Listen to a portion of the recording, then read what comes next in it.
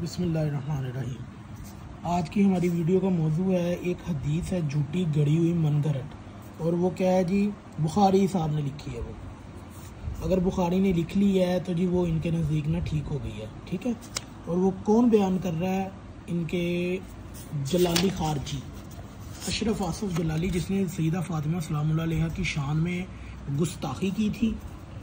और वो कह रहा है जी फ़िक्र रज़ा, अगर कोई फ़िक्र रज़ा को चैलेंज करेगा तो मैं सर के बल चलकर अपने इमाम के हर जुमले को साबित, भाई अपने इमाम का इस्लाम साबित करना पड़ेगा। वो तो 100 साल पहले आया, उसके तो इस्लाम में भी शक है, क्योंकि वो वालिदैन रसूल को जो समझता है ना, तुम लोग नबी के वालिदैन को मुशरक समझते हो, तुम्हें पता होना चाहिए कि तुम लोग क्या समझते हो। उसने खिताब किया जी शान मीर माविया सेमिनार में, ठीक है जी, और ईमान इकबाल लाहौर के अंदर, ठीक है, 2013 के अंदर।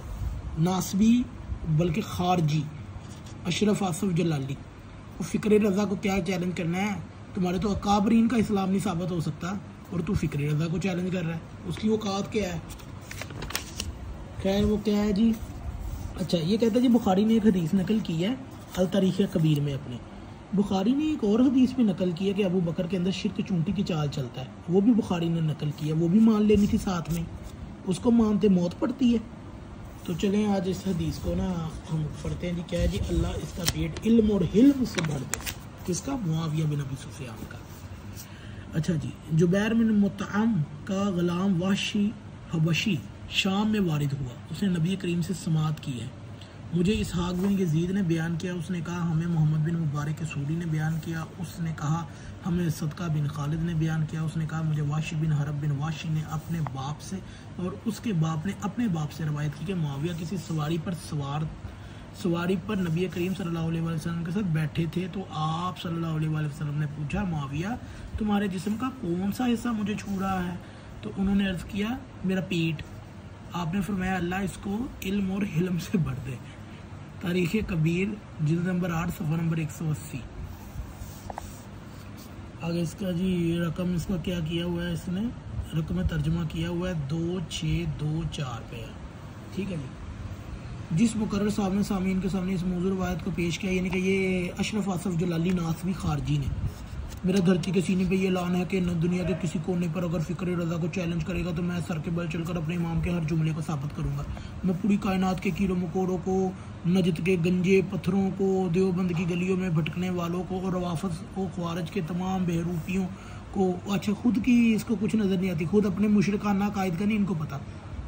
बंदा पूछे अब मुशरक भी अहले हदीस व देवबंदी और रवाफत का रद्द करेंगे जी, मुशरकीन भी करेंगे, वाह भी वाह।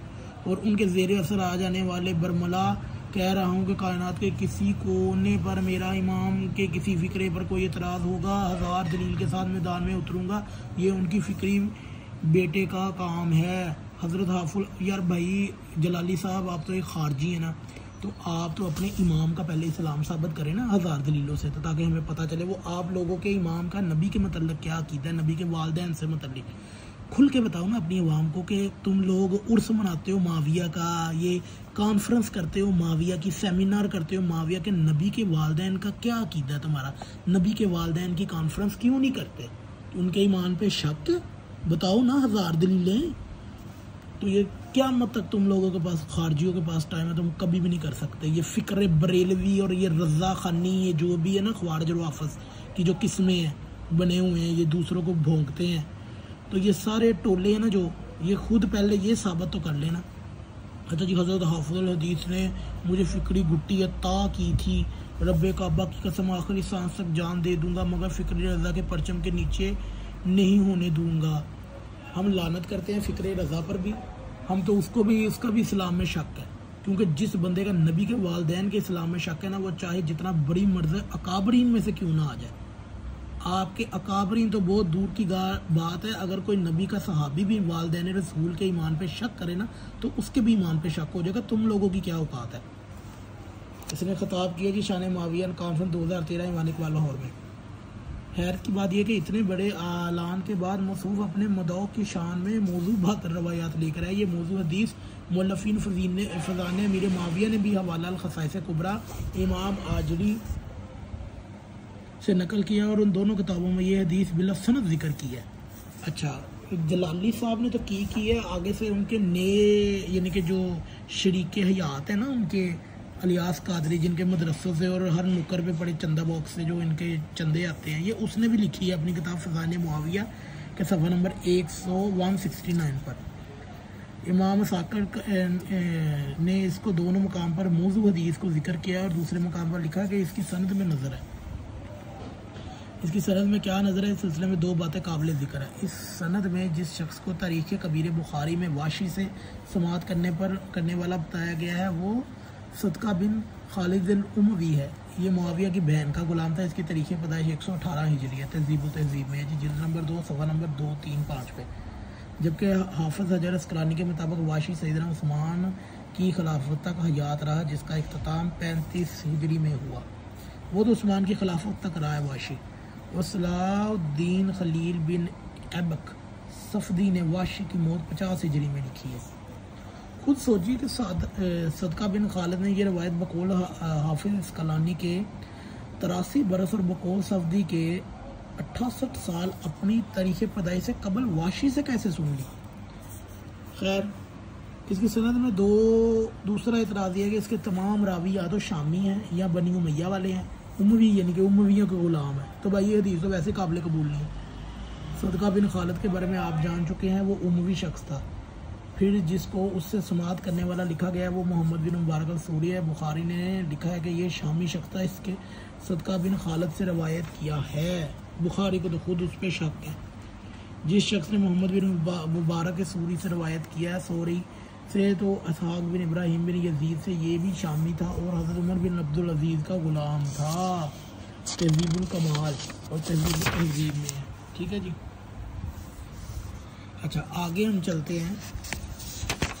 इसके अंदर इसी हदीस का मैं सफ़ा नंबर 99 से 99 से हदीस मौज़ूआ फ़ी फ़ज़ाइल मुआविया में क्या है जी, वो इस हदीस में कहते हैं कि ए अबू इसहाक, हम ऐसी कौम हैं, यानी कि मुआविया बयान कर रहा है।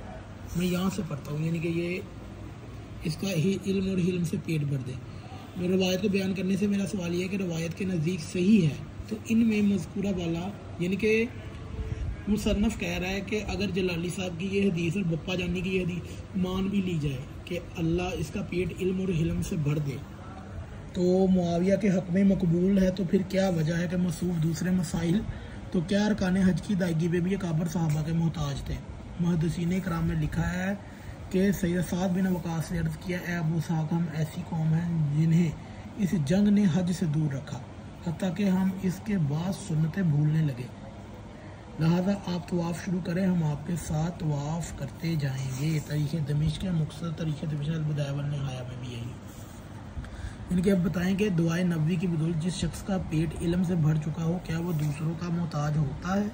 क्या कभी बाबुल इल्म सैयदना अली अलैहिस्सलाम भी किसी मसला में दूसरों के मोहताज हुए? मतलब ये कि लिखने वाला ये बता रहा है कि जी मुआविया जब हज पर गया तो वो कह रहा है जी जंगों की वजह से तो वो सुनते भूल गया है, ठीक है, और अल्लाह के नबी ने उसे कहा था कि मुआविया का पेट इल्म और हिल्म से भर दे। इसका मतलब अल्लाह के नबी की दुआ कबूल नहीं हुई अगर ये हदीस सही भी होती तो लिहाजा ये ख्वारिज की बनाई हुई हदीसें हैं जिसको आज के ख्वारिज लिख भी रहे हैं और आगे सेमिनारों में बयान भी कर रहे हैं। इनका कोई ऐसी चीज़, इनकी हुज्जत नहीं है।